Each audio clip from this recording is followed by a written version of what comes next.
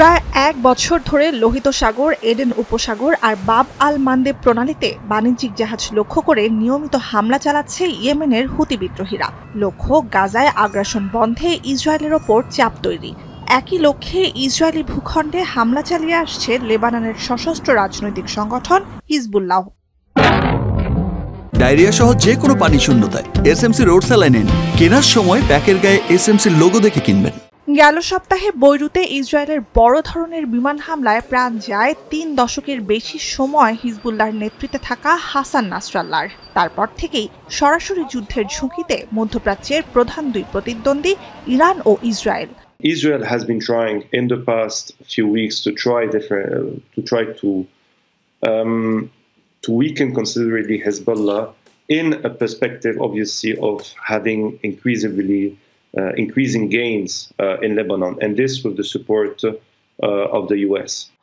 অবরুদ্ধ গাজা উপত্যকায় শাসক দল হামাস, লেবাননের হিজবুল্লাহ, ইয়েমেনের হুতিদের পৃষ্ঠপোষকতার জন্য আগে থেকেই যুক্তরাষ্ট্র ও পশ্চিমা বিশ্বের চক্ষুশূল ইরান। ইসরায়েলের সর্বাত্মক যুদ্ধের শঙ্কা জোরালো হতে থাকার মধ্যেই ইসরায়েলের সমর্থনে অবস্থান বারবার স্পষ্ট করেছে কয়েক দশকের মিত্র যুক্তরাষ্ট্র।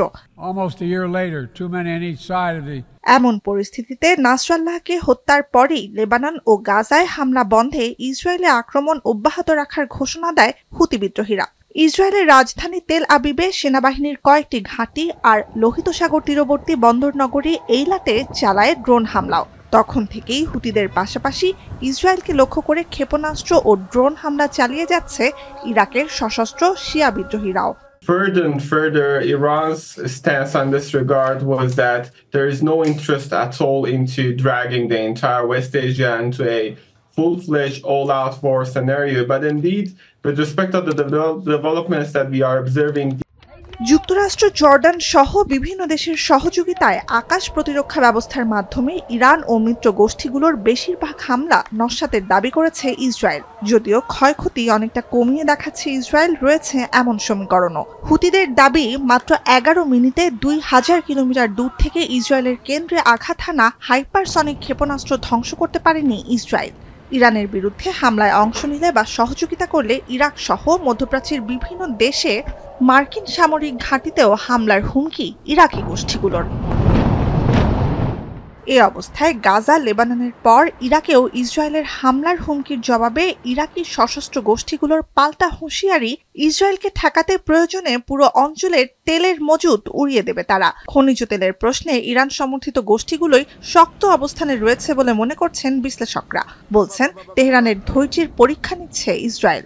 Israelis tested it for a couple of times in the past months after the assassination of Ismail Haniyeh, after the attack on Iranian consulate, and after the assassination of the Hezbollah Secretary General Said Hassan Nasrallah, and a long list of obnoxious behaviors that they conducted against Iran.